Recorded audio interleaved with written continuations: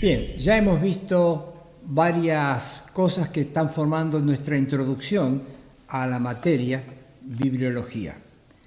Hemos visto cómo Schaeffer marcaba la importancia del estudio de la teología, de la doctrina. Y él nos decía en esa definición que la doctrina es la estructura del cuerpo de la verdad revelada. Si no queremos un mensaje con incertidumbres, inexactitudes, inmadurez, dice Schaeffer, hay que estudiar la doctrina. Veíamos, según Efesios 4:15, que la cuestión debe ser la verdad en amor.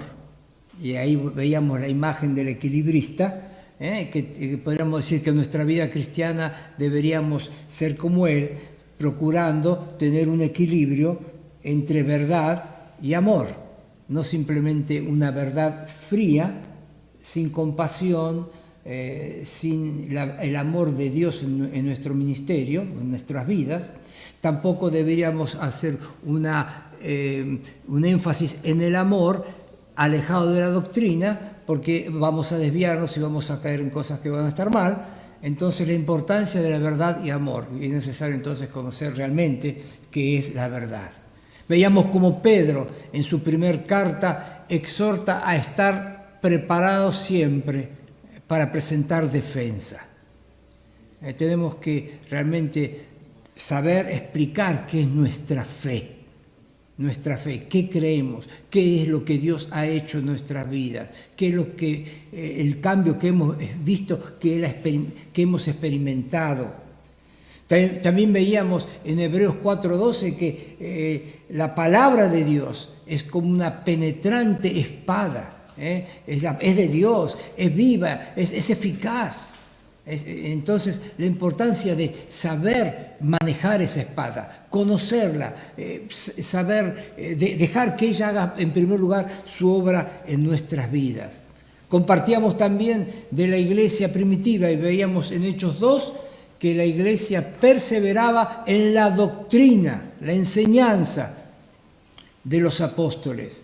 Y en Romanos 6 el apóstol Pablo va a hacer esa comparación, mostrándoles que ellos eran esclavos del pecado y ahora son siervos de justicia. ¿Todos por qué?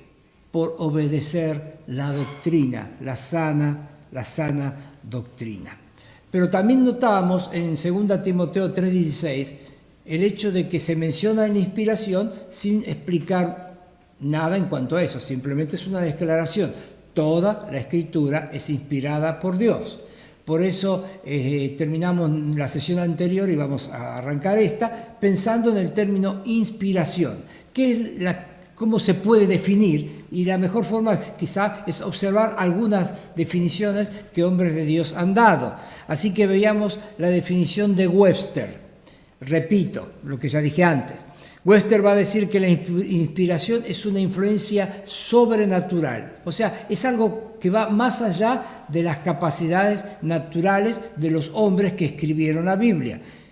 Pero esta influencia sobrenatural, que Webster no menciona qué es, los capacita, los habilita para recibir y comunicar. Dos aspectos muy importantes. En toda enseñanza, los dos aspectos deben ser logrados, alcanzados. Si yo he entendido bien lo que significa la materia, con eso solo no alcanza si fallo en comunicar la materia. Y lo mismo al revés. Si yo soy un muy buen comunicador, pero he fallado en el hecho de captar la esencia de la materia, ambas cosas, ambas carencias van a marcar algo incompleto en mi tarea. Entonces lo que está diciendo Webster es que los hombres elegidos por Dios para escribir los libros que hoy forman la Biblia fueron habilitados, fueron capacitados en una forma sobrenatural, más allá de sus capacidades normales. Cuando vamos a Kuyper, la segunda definición que le mostré, vemos ahí que él habla de la operación del Espíritu Santo, lo que Webster llama influencia sobrenatural, como que queda más aclarado con Kuyper porque menciona operación del Espíritu Santo. Es especial porque el Espíritu Santo obra en diferentes formas, pero especial cuando se trata respecto a la Escritura. Es irrepetible porque es una obra del Espíritu Santo que ya ha concluido, y esa obra consiste en, como dice Kuyper, en guiar la mente de los escritores de la Biblia en el momento de escribirla. Fíjense, en el momento de escribirla. ¿Por qué? Porque por eso Pablo dice toda la Escritura, porque la Escritura, una vez que está escrita, está escrita. La inspiración es esa obra del Espíritu Santo para que el escritor, en el momento de escribirla, tiene esa influencia, esa obra del Espíritu Santo que guía su mente para que al escribir realmente escriba la palabra de Dios. Por eso la Escritura es inspirada por Dios. Y vamos a agregar otra definición. Y esta es de Warfield. Y Warfield dice: la inspiración es una influencia sobrenatural ejercida por el Espíritu Santo sobre los escritores sagrados. ¿Ven? Inspiración. Tiene que ver con el Espíritu Santo y tiene que ver con los escritores sagrados. No tiene que ver con el Espíritu Santo y otros grandes hombres de Dios, porque la inspiración está relacionada con la Escritura. El Espíritu Santo sobre los escritores sagrados, en virtud de la cual se da confiabilidad a sus escritos. O sea, Pablo podía escribir algo sobre cierto tema y equivocarse, claro, sí, como cualquiera. Podría escribir algo, pero cuando se trata de los escritos sagrados, hubo una intervención especial del Espíritu Santo que, Warfield dice, se le dio confiabilidad a sus escritos. Es la expresión de Webster cuando él dice comunicar la verdad fehacientemente. Se le da confiabilidad a sus escritos. Tenemos que pensar que todos los escritores, sin duda, Pablo, Pedro, Santiago, o pensando en hombres de la antigüedad, antes de la iglesia, profetas, escribieron otras cosas además de lo que nosotros conocemos. ¿Por qué esos escritos no han llegado hasta el día de hoy? Sencillamente porque no fueron la palabra inspirada de Dios y fueron desapareciendo como tantos otros escritos. Entonces, aquí la inspiración garantiza algo. El escritor fue movido a escribir, el Espíritu Santo obró sobre él en una forma definida, una forma sobrenatural, y lo que ese escritor produjo en su escrito fue un texto que con justicia se llama palabra inspirada por Dios. Palabra inspirada por Dios. Webster dice, comunicaron la verdad fehacientemente. Entonces, cuando un hombre de Dios decía, vino a mí palabra de Jehová, ahí el Espíritu Santo estaba garantizando que eso que leemos es hoy la palabra de Dios, tan viva y eficaz como lo fue tiempo atrás. Este es un término muy importante y estas definiciones nos ayudan a definirlo, pero vamos a ver que no todos lo entienden de la misma forma, así que en la próxima sección vamos a ver teorías incorrectas respecto a la inspiración. Pero hay otro término que debemos entender también, que es muy importante en cuanto a las Escrituras, que es el término de revelación. Revelación. ¿Qué es revelación? Bueno, en esta época de todo digital, perdí una ilustración que tenía en los primeros años que enseñaba bibliología. En aquellos tiempos hablaba del rollo fotográfico. Las viejas cámaras de fotografía, colocábamos el rollo, sacábamos las fotos, después, cuando ya habíamos usado todo el rollo, llevamos a un cierto lugar y decíamos para revelar. Y cuando llegábamos después de algunos días, ya está revelado y te daban un sobre con las fotos. Esa idea de la revelación, el proceso por el cual algo que estaba escondido se hace visible, es exactamente lo que sucede con la revelación. Tenemos algunas definiciones. Webster: la revelación es la exposición, el descubrimiento de lo que antes era desconocido. Entonces, ese ejemplo del antiguo rollo fotográfico va perfecto. Nadie sabía lo que estaba ahí, pero con un proceso se hace visible. Esa es la revelación. En la Escritura hay inspiración y hay revelación. Vamos a seguir pensando en esto. Strong dice que la revelación es la comunicación directa de la verdad por parte de Dios, la cual el hombre no podría obtener por su propio poder sin ayuda. Fíjense, la comunicación directa de parte de Dios. ¿De qué? De cosas que el hombre no podría obtener por su propio poder sin ayuda. Imaginemos. Pensemos un poquito, no imaginemos, pensemos un poquito. El escritor en el libro de Job, esa escena de los ángeles llegando ante la presencia de Dios, entre ellos Satanás, Dios diciendo: ¿no has considerado a mi siervo Job, varón perfecto, recto, temeroso de Dios, apartado del mal? Ese diálogo, ¿cómo podríamos conocerlo? No hay forma en que el hombre, por más espiritual que sea, por más que íntima comunión que tenga con Dios, pudiera conocer eso si no fuese porque Dios lo reveló. Vamos a Apocalipsis. Tenemos allí en Patmos a Juan escribiendo el Apocalipsis y escribiendo sobre las cosas que han de suceder. No hay forma de saberlo si no fuese que Dios lo reveló. Por eso la definición de Strong es muy buena. Habla de comunicación de parte de Dios hacia el hombre sobre verdades que no podría obtener por su propio poder sin ayuda. Es decir, el hombre solo nunca podría haber llegado.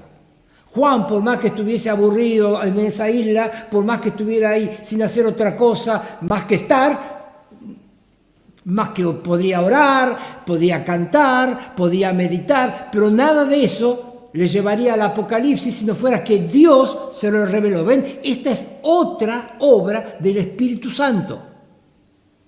Otra obra del Espíritu Santo. Revelación. Tenemos una más.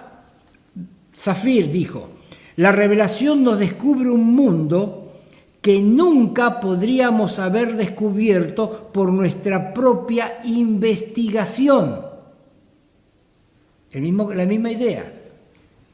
Por ejemplo, cuando Lucas escribe su evangelio, fíjense cómo comienza su escrito.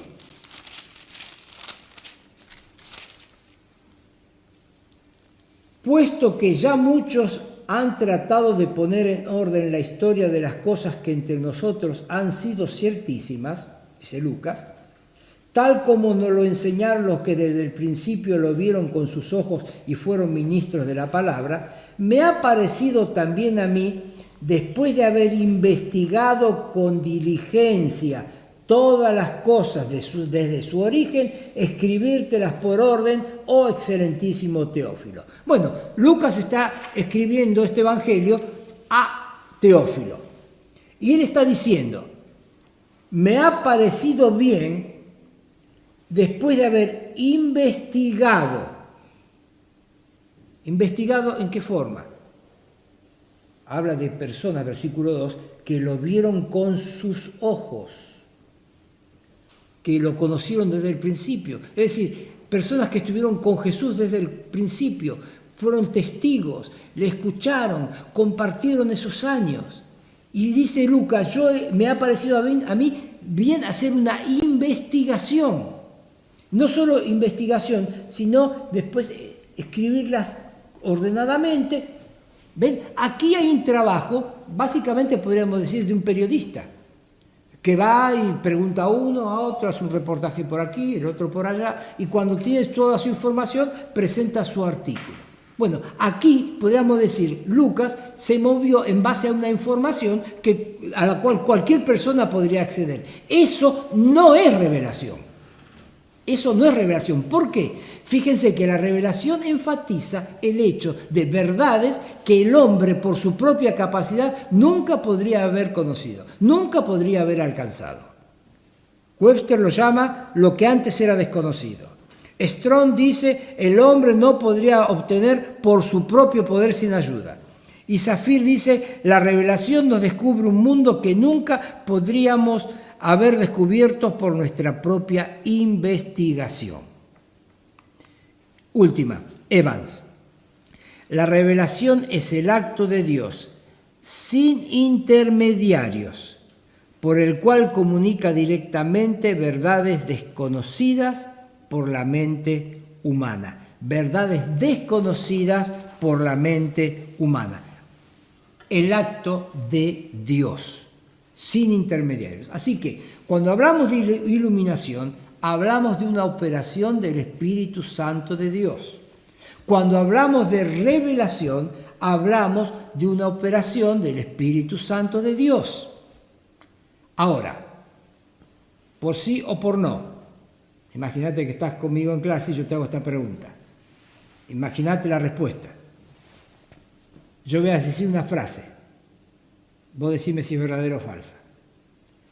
Toda la Escritura es inspirada por Dios. ¿Verdadero o falso? Verdadero, verdadero. Muy bien. Me alegro. ¿Todos dijeron verdadero? Si no, mándame un mail.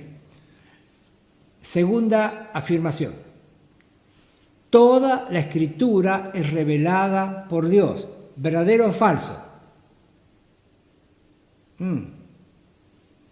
La mitad de las manos levantadas, las otras están en duda. Toda la Escritura es revelada por Dios. ¿Verdadero o falso? Si me decís verdadero, la respuesta está mal. ¿Por qué? Toda la Escritura es inspirada por Dios. Pero recordad lo que estamos hablando de revelación. La Escritura contiene elementos, historias, eventos que nosotros no podríamos haber conocido por la capacidad humana. Nunca Moisés podría haber escrito el Génesis si no hubiese sido porque Dios le reveló esos primeros capítulos. Por lo menos esos primeros capítulos no los podría haber escrito. Quizá la otra parte histórica que podría haberse comunicado oralmente en cuanto a Abraham y su descendencia, pero no en cuanto a la creación. Entonces, toda la Escritura es inspirada por Dios, en el sentido de que cada frase, cada palabra ha sido controlada por Dios y en cada una de ellas estuvo obrando el Espíritu Santo en la mente de los escritores. Pero toda la Escritura no es revelada por Dios, porque muchas veces el escritor está hablando de lo que es testigo. Pasó esto, pasó aquello. Mateo era uno de los discípulos del Señor, igual que Juan, y mucho de lo que está describiendo es porque lo observaron con sus ojos. Ellos fueron testigos de la multiplicación de los panes y la alimentación de los 5.000. Panes y peces, ¿no es cierto? La alimentación de los 5.000 y después de los 4.000. Ellos fueron testigos. No fue necesario una obra especial del Espíritu Santo descubriéndole, si tomamos las definiciones, descubriendo lo que antes era desconocido. No, ellos lo vieron con sus propios ojos. Entonces, ahí no hay revelación. Pero otras partes de la Escritura sí. Otras partes de la Escritura podemos ver que no hay forma de llegar a conocerlas si no fuera porque el Espíritu Santo las mostró. Así que la revelación es esa operación del Espíritu Santo por el cual muestra verdades totalmente desconocidas y a las cuales el hombre no podría haber llegado por su propio esfuerzo, investigación, oración, etcétera, etcétera, etcétera. Nada podría haber hecho.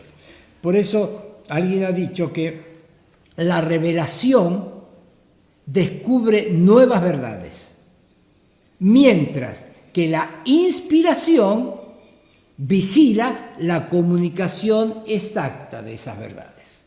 Entonces, hay ciertos pasajes en la Escritura donde podemos decir, ¿hay revelación? Sí, acá hay revelación. Esto el hombre no lo podría haber escrito por sí mismo, no fue testigo, no podría haberlo de ninguna forma alcanzado esta información. Hay revelación.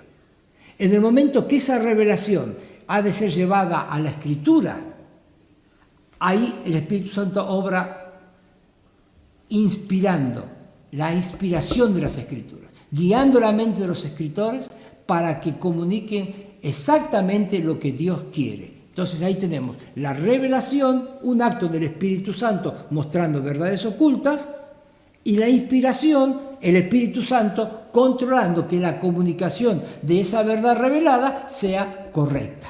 Así que vemos al Espíritu Santo tremendamente interesado en que la palabra de Dios llegue en una forma correcta a nosotros, revelando ciertas cosas, pero también controlando y vigilando la comunicación de esa verdad. Y en tercer lugar, ya para terminar nuestra sesión, iluminación. Iluminación. Nuevamente, el término nos da una idea. Sabemos lo que es iluminar. Donde hay oscuridad, encendemos una luz y decimos, estamos iluminando. Eso es lo mismo en cuanto a la Escritura. La iluminación es la luz que la ayuda a ser comprensible. ¿Quién arroja esa luz? El Espíritu Santo. Así que vemos que el Espíritu Santo tiene tres operaciones relativas a las Escrituras. La primera, inspiración. En el momento de escribir, el Espíritu Santo guió la mente de los autores de la Biblia, de los diversos libros de la Biblia. En el momento guió su mente en la selección de las palabras para producir el producto final que nosotros conocemos. Inspiración. En algunos casos, parte de ese escrito requirió de una revelación. La obra del Espíritu Santo mostrando verdades que nunca el hombre podría haber alcanzado por su propio poder, por su propia capacidad. Pero hay esta tercera operación del Espíritu Santo que llamamos iluminación. Es la obra del Espíritu Santo que nos ayuda a comprender la palabra de Dios. Webster dice que la iluminación es el esclarecimiento espiritual o mental. El Espíritu Santo de Dios alumbra la palabra de Dios para que sea comprensible a nosotros. Por eso se habla de esclarecimiento, hacer claro, esclarecimiento espiritual o mental. Y tenemos una definición más, la de Strong.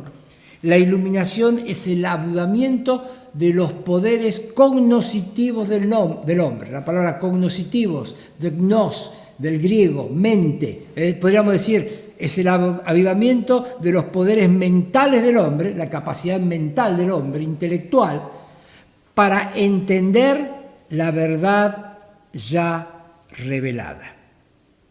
Entonces, este es un ministerio que hace el Espíritu Santo, cada vez que vos y yo nos disponemos a estudiar la palabra de Dios. A mí siempre me gusta decirle a los alumnos del Instituto Bíblico que si el profesor no ha sido suficientemente claro, que no tienen que olvidarse que cuando abren su Biblia tienen otro profesor, otro maestro que siempre está atento y que nunca enseña mal. El Espíritu Santo de Dios. Él está siempre para iluminar, o sea, para arrojar luz, para que podamos no solo simplemente leer, entender el mensaje de la palabra. Entonces, estas son tres operaciones, las tres hechas por el Espíritu Santo. Inspiración. Toda la Escritura es inspirada por Dios, desde la primera palabra del Génesis a la última de Apocalipsis. Esta es una obra una operación irrepetible, porque la Escritura ya está completa. Revelación. Algunas partes de la Escritura necesitaron de esa operación del Espíritu Santo para mostrar elementos, situaciones, eventos, ciertas verdades que el hombre nunca podría llegar a conocer. Así que, como decimos, toda la Escritura es inspirada por Dios, también debemos decir que no toda la Escritura es revelada por Dios, porque algunos escritos reflejan lo que el escritor ha observado con sus propios ojos. Sin embargo, aunque lo ha observado con sus propios ojos, no tenemos que confundirlos, igualmente es un texto inspirado. Juan vio la alimentación de los 5.000, pero cuando fue a escribir ese evento, el Espíritu Santo obró sobre él y cada palabra era la que el Espíritu Santo quiso que escribiese. Pero también está la iluminación. El Espíritu Santo obrando en nuestros corazones. De las 3 operaciones, la única vigente hoy es la iluminación. Ya no hay revelación ni inspiración, porque la Biblia está completa, pero se requiere la iluminación. La obra del Espíritu Santo en mente y corazón de cada uno de sus hijos para entender la palabra de Dios. Qué Dios bueno, qué Dios maravilloso que tenemos, que no solo nos da su palabra, sino que está tan interesado en que la comprendamos, tan interesado en que nos afecte, nos transforme. Así que tenemos que dedicarle el tiempo a que esta bendición merece. Voy a dejarles, como he hecho en las sesiones anteriores, un versículo más. 3 versículos importantes que nos marcan lo que debe ser la palabra de Dios en nuestras vidas. Así que, más allá de la cuestión técnica, los términos, las cuestiones de cómo llegamos a tener hoy una Biblia, que es importantísimo y es la esencia de esta materia, me gustaría cada clase compartir un versículo que te ayude a pensar en la bendita palabra de Dios y lo que significa ella para ti. Vamos a terminar en oración. Gracias, Padre, por este tiempo estudiando acerca de tu palabra. Gracias, Señor, porque un día, a través de diferentes hombres y a lo largo de 16 siglos, nos fuiste entregando tu palabra. La fuiste cuidando, y no solo la inspiraste, sino la preservaste, la cuidaste, para que hoy nosotros podamos tenerla, Señor. Gracias por la bendición de tu palabra. Y ayúdanos, Señor, a cada día a amarla más. Y no solo eso, a cada día sujetarnos más a lo que en ella has mostrado, has enseñado para nuestra bendición.